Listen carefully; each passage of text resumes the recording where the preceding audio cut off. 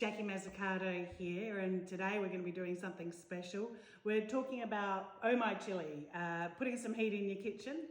I like to use chili in my cooking, but I like to use chili for all palates. So we're not talking about those that like it super burn your face off. We're just talking about how to use chili in your cooking to enhance your food.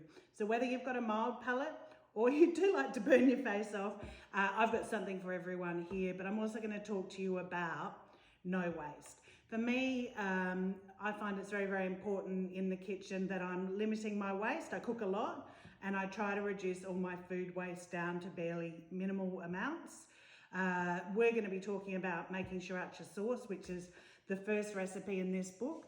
But then from that Sriracha sauce, which is this one here, we are going to also make for the milder palate, a coconut Sriracha sauce. We're going to make some dried chili flakes with the leftover from making the sauce. We're going to use the chili brine. These are the chilies that we fermented 4 weeks ago. We're going to use the chili brine to make a special recipe. And I'm going to talk to you about other ways that you can preserve your chilies so you've got them all year round, not just in chili season. We'll make a sweet chili sauce. We'll make beautiful chili oils. And then we've got all the basis we need for making some of the beautiful recipes in this book. And as I said, not just for the hot palate. If you're like me and you love a bit of gardening, I love a bit of gardening. One of the things I grow is a huge amount of different varieties of chilies. But I can't get through all the chilies I've got at that one point a year. So there's many different ways that you can preserve those chilies. The first one is you can ferment them like we've done here. So we've just sliced the chilies here. We've put them in some salt brine.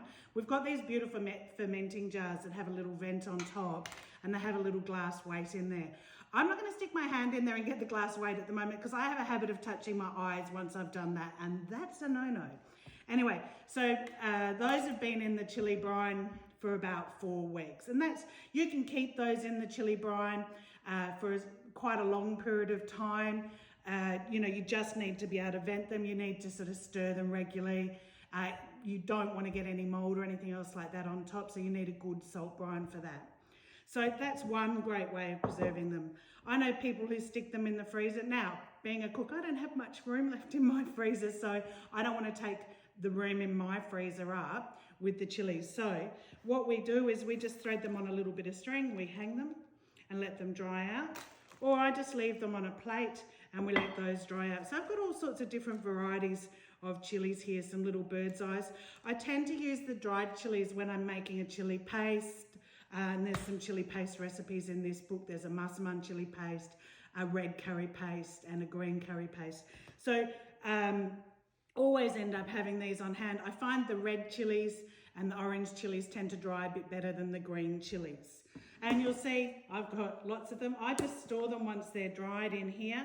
And again, I've just taken the lid off and that smells beautiful. I've got a lot of different ones in there as well.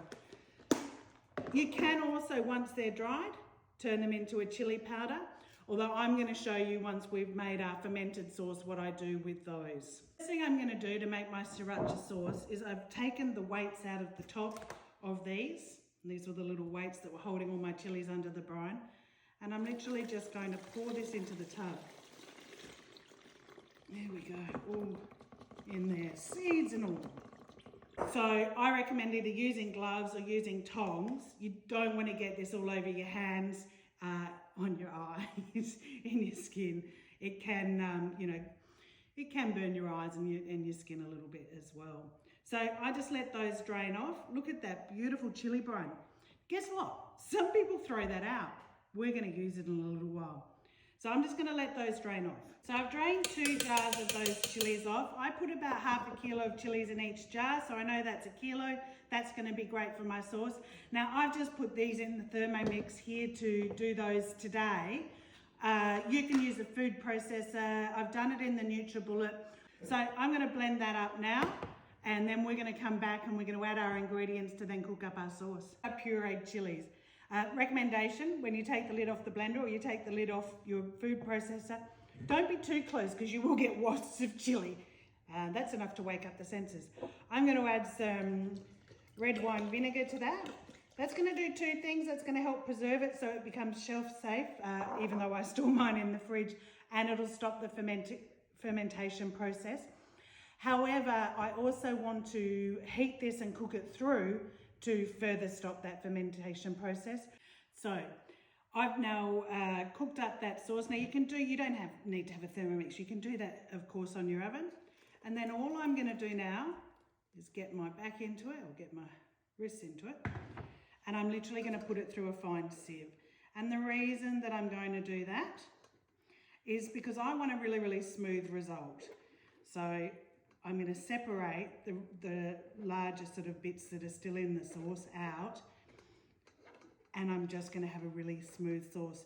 I've kept some of the chili brine there behind to change the thickness of my sauce, so I know that if it's a little bit thick, once I've gone through the straining, that I can actually add some of that chili brine back in. Now you'll see I've got left this mash. Now a lot of people throw that out. Not in this household, waste not, want not. This is absolutely sensational, and probably one of the best parts of making the Sriracha sauce. You know, to be fair, my husband's probably the one that eats the Sriracha sauce. I like to dry this out, and then I use it in my cooking. And the reason I love using fermented chili and my fermented chili powder in my cooking is it changes as the way it's tasted in your palate. So if you eat sort of fresh chili, you'll find, or even if you cook with fresh chili, you'll find that the hit is right up the front of the mouth. And it can burn your mouth and burn your lips and really destroy all the other tastes. But something really interesting happens when you ferment the chili. So when you ferment the chili and you use it either as a dust, and in fact I actually use it just like this. I can sometimes store this in the fridge just fresh. I just get longer shelf life out of it if I dry it. It changes where you get that chili presented. So it doesn't present up front. And in fact, it's not that really, really hot chili taste. What happens is it presents more in your full mouth, but at the end of what you're eating. So for example, if you make the massaman curry in here, this massaman curry is to die for. Great just with normal chili, but if you make it with the fermented chili, it enhances all of those other flavors in your mouth, and it makes all of those flavors just jump out at you and last a lot longer. And in fact, if you have a little bit of the massaman in a glass of red wine, the same happens for the wine. I'm going to now, once I've spread all of that mash out, pop in my oven. My oven goes to a very low temperature. I do this at about 60 degrees, and I leave it in the oven until it gets really, really dry and brittle, and then I process it in my food processor to make my powder. That's how we make fermented chili powder. So all these recipes that we're doing today are in my Oh My Chili, Putting Some Heat in Your Kitchen cookbook.